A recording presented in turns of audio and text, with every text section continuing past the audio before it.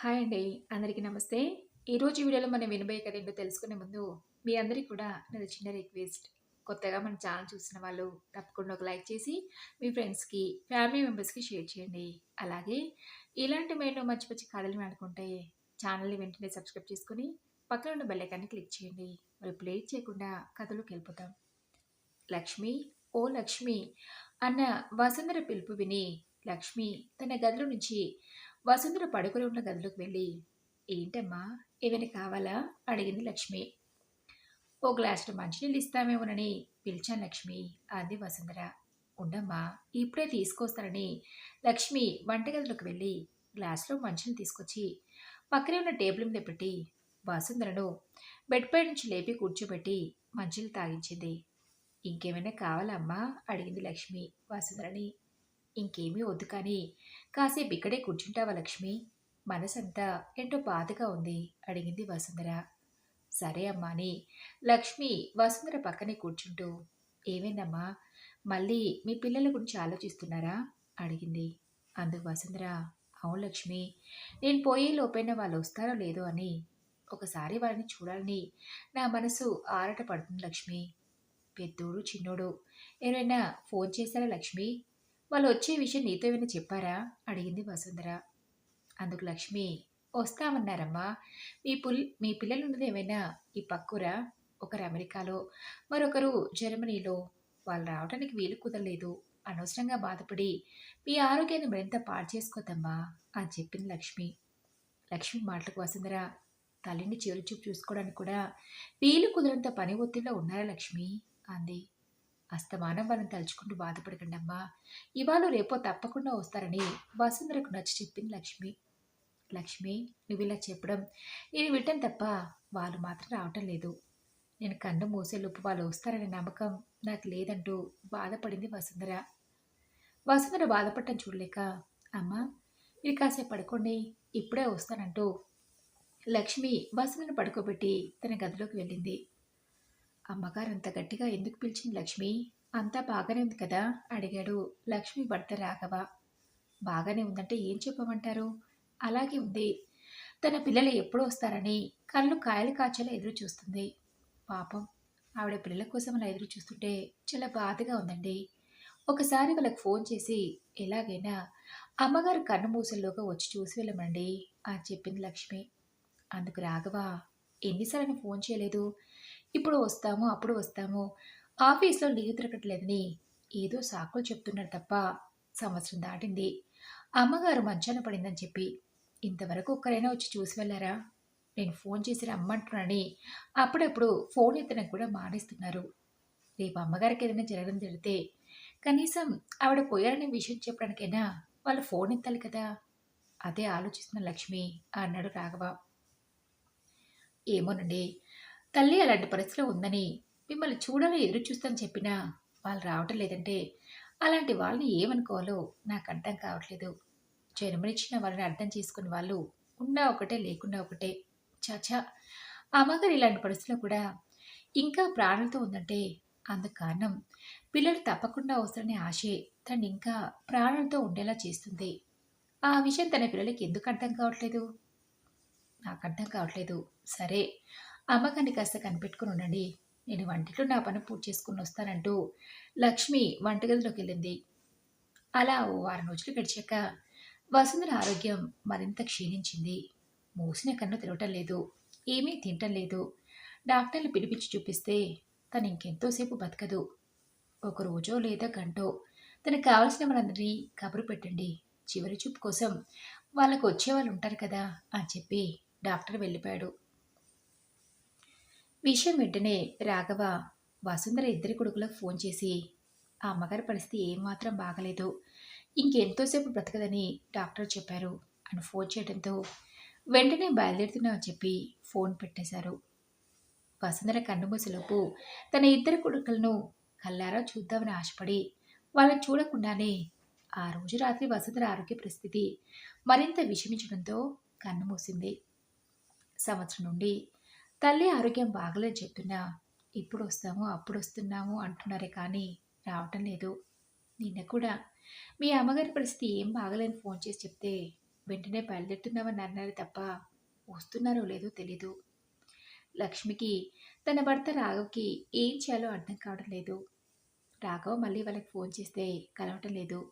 ఇంతలో లక్ష్మికి వసుంధర భర్త మూర్తి స్నేహితుడు అశోక్ గుర్తొచ్చి వెంటనే ఫోన్ చేసి విషయం అశోక్‌కి చెప్పింది లక్ష్మి.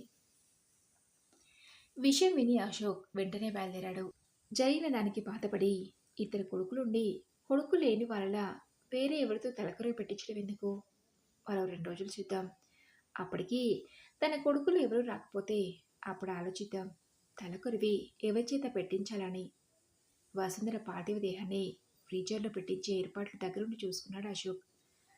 వసుంధర తాను చనిపోతున్నానని తెలిసినా తన కడుపున పుట్టిన ఇద్దరు కొడుకులను కల్లారా చూసుకోవాలని ఆశపడ్డ తల్లి బ్రతుకున్నప్పుడు రాలేదు. కానీ తల్లి చనిపోయిన 3 రోజుకు ఇల్లు చేరుకున్నారు వసుంధర కొడుకులు అజయ్, విజయ్. తల్లి పరిస్థితి విషమంగా ఉందని తెలుసు కానీ ఇప్పుడు తల్లి తమకి శాశ్వతంగా దూరమైంది తెలిసి బాధపడ్డారు. సాంప్రదాయం ప్రకారం తల్లి కర్మకాండలు పూర్తి చేశారు. లక్ష్మి తన భర్త రాఘవ్‌తో మాట్లాడి తల్లి ఆరోగ్య పరిస్థితి, తనకు అందించిన వైద్యం, వాటి ఖర్చుల గురించి అడిగి తెలుసుకున్నారు. ఇంతకాలం మా అమ్మగారికి చేసిన సేవకు మీకు మా కృతజ్ఞతలు అని చెప్పి కొంత డబ్బును లక్ష్మి చేతికి ఇవ్వబోతూ త్వరగా ఇంటిని ఖాళీ చేయమన్నారు. అందుకు లక్ష్మి అజయ్, విజయ్లు ఇస్తున్న డబ్బును తీసుకోకుండా వద్దని నిరాకరించింది. మా కోసం ఎంతో చేసిన అమ్మగారు రుణాన్ని తీర్చుకోవాలని తను చివరిదాకా కనిపెట్టుకుని ఉండి జాగ్రత్తగా చూసుకున్నాను తప్ప మేము డబ్బును ఆశించి కాదు అంది లక్ష్మి. పర్వాలేదు, ఉండు నీవు లక్ష్మి అన్నా కూడా వినకుండా లక్ష్మి డబ్బులు తిరిగి వాళ్ళకి ఇచ్చేసి ఓ వారం రోజులు టైం ఇవ్వండి బాబు, మేము బయట ఇల్లు చూసుకొని దొరికాక ఖాళీ చేస్తామని చెప్పింది. అందుకు వసుంధర కొడుకు ఇద్దరు సరే వారం దాటకుండా చూడు లక్ష్మి, ఇంటిని ఎవరికో ఒకరికి అమ్మేసి మేము త్వరగా బయలుదేరాలి అన్నారు. అందుకు లక్ష్మి సరే బాబు అంది. ఆ తర్వాత 2 రోజులకి వసుంధర రాసిన వీళ్ళమ్మతో పాటు చివరిసారిగా తన కొడుకులిద్దరికీ వసుంధర రాసిన ఉత్తరాన్ని అందజేయాలని వచ్చాడు వసుంధర తరపు న్యాయవాది. అతను మరెవరో కాదు, మూర్తి ప్రాణ స్నేహితుడు లాయర్ విశ్వనాథం. లాయర్ విశ్వనాథం రావడం గమనించిన వసుంధర ఇద్దరు కొడుకులు అజయ్, విజయ్, రండి అంకుల్, నిజానికి మేమే మీ దగ్గరికి రావాలనుకుంటున్నాం, ఈలోగా మీరే వచ్చారు అని కూర్చోమన్నారు. అందుకు విశ్వనాథం సోఫాలో కూర్చుంటూ ఏ విషయం గురించి అడిగాడు. లాయర్ ప్రశ్నకు అజయ్ అమ్మ పోతూ పోతూ తన ఆస్తికి సంబంధించిన వివరాలను గురించి మీతో చెప్పే ఉంటుంది కదా, దాని గురించి అడిగి తెలుసుకుందామని వద్దామనుకున్నాం అంకుల్ అన్నాడు. ఓ, దాని గురించా? ఆ విషయం గురించి చెప్దామని నేను ఇక్కడికి వచ్చాను. మీ అమ్మగారు రాసిన వీలునామా, దానికి సంబంధించిన పత్రాలు ఇగో నా దగ్గరే భద్రంగా ఉన్నాయి. మీ అమ్మ చనిపోయే ముందు ఈ ఉత్తరాన్ని నాకిచ్చి దీన్ని మీకు అందించమని చెప్పింది.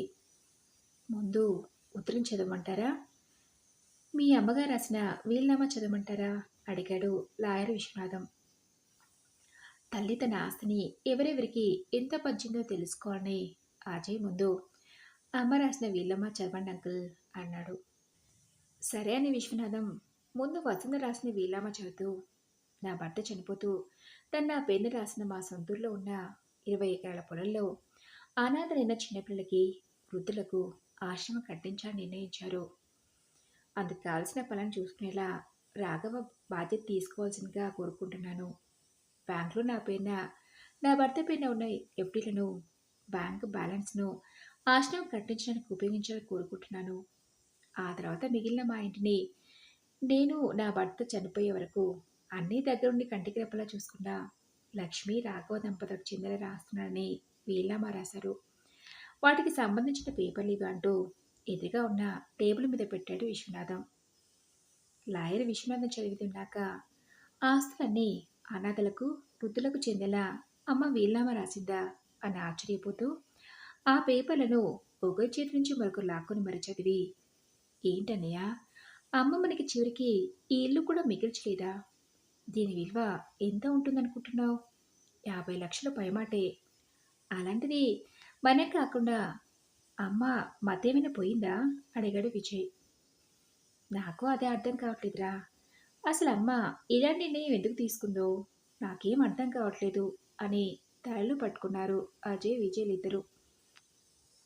వాళ్ళలా చూసి లాయర్ విశ్వనాథం, నేనొచ్చిన పని పూర్తవ్వాలంటే ఇంకా మీ అమ్మ రాసిన ఉత్తరాన్ని మీకు చదివి వినిపించాలి అన్నాడు విశ్వనాథం. ఆస్తులన్నీ అందరికీ పంచిన తర్వాత ఆ ఉత్తరంలో మాత్రం ఏముంటుందని?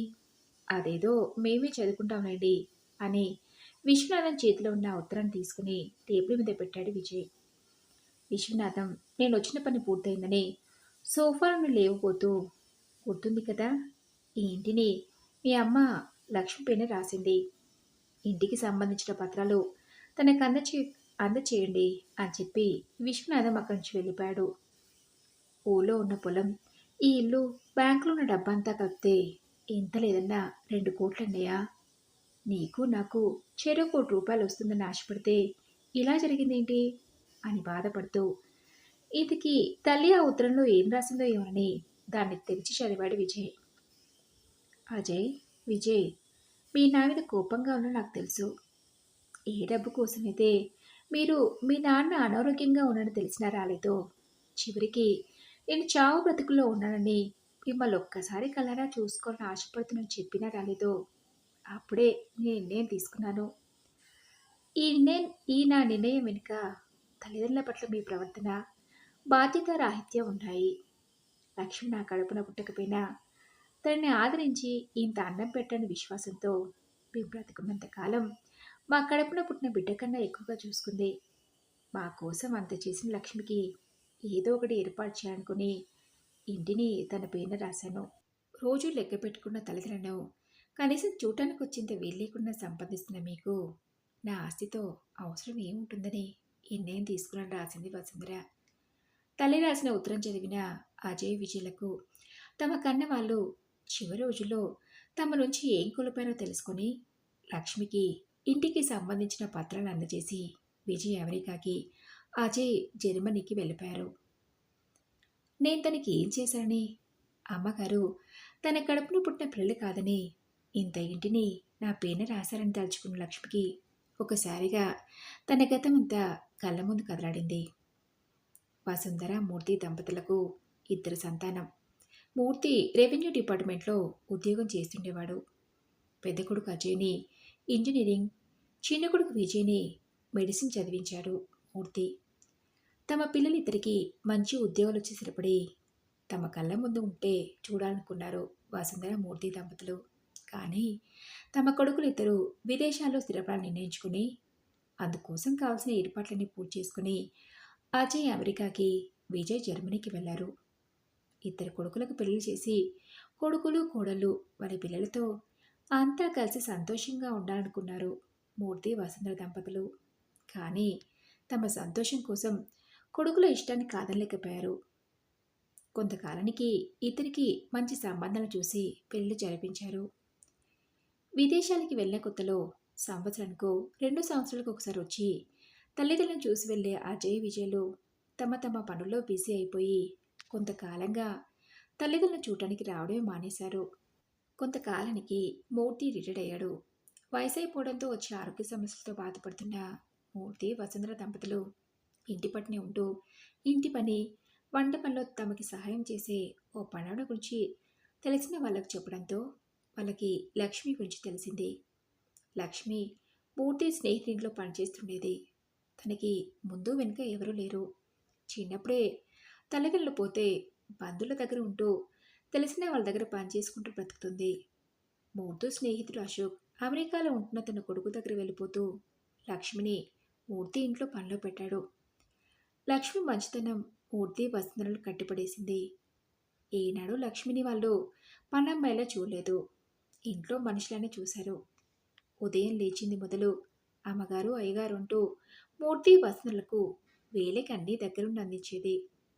అప్పటికి లక్ష్మికి ఇంకా పెళ్లి కాకపోవడంతో మూర్తి, వసుంధరలే ఓ మంచి సంబంధం చూసి పెళ్లి జరిపించారు. తమ చివరి రోజుల్లోనైనా పిల్లలు పక్కనే ఉంటారని ఆశపడిన మూర్తి, వసుంధరలో వాళ్ళకి నిరాశ ఎదురైంది. భార్య పిల్లలతో ఇంతకాలంగా ఉంటున్న దేశాన్ని విడిచి రావటం కుదరదని చెప్పేశారు. కనీసం తమ పిల్లల్ని చివరిసరిగా కూడా చూసుకోకుండానే మూర్తి ఆ తర్వాత వసుంధరలు కాలం చేశారు. తమ చివరి రోజుల్లో అన్నీ తానే కడుపున పుట్టకుండా కన్నెబిడ్డలా ఆదరించే లక్ష్మికి ఏదో ఒక ఏర్పాటు చేయాలని ఇంటిని తన పేరున తమలాగా పిల్లల ఆదరణ నోచుకుని వృద్ధులకు, తల్లిదండ్రులు లేని పిల్లలకు ఆశ్రయం కల్పించాలని ఊళ్ళో ఉన్న 10 ఎకరాల పొలంలో ఆశ్రమం ఏర్పాటు చేయవలసిందిగా వీలునామా రాసింది వసుంధర. మరి ఇదండి రోజు కథ. ఈ కథపై మీ విలువైన అభిప్రాయాల్ని కామెంట్ బాక్స్లో షేర్ చేసుకోండి. అలాగే ఈ కథ మీకు నచ్చింది అనుకుంటున్నాను. నచ్చితే తప్పకుండా ఒక లైక్ చేసి మీ ఫ్రెండ్స్కి, ఫ్యామిలీ మెంబర్స్కి షేర్ చేయండి. అలాగే ఇలాంటి మరెన్నో మంచి మంచి కథలను అనుకుంటే ఛానల్ని వెంటనే సబ్స్క్రైబ్ చేసుకొని పక్కనే ఉన్న బెల్ ఐకాన్ని క్లిక్ చేయండి. నెక్స్ట్ వీడియోలో మరొక మంచి కథతో కలుసుకుందాం. Thank you for listening.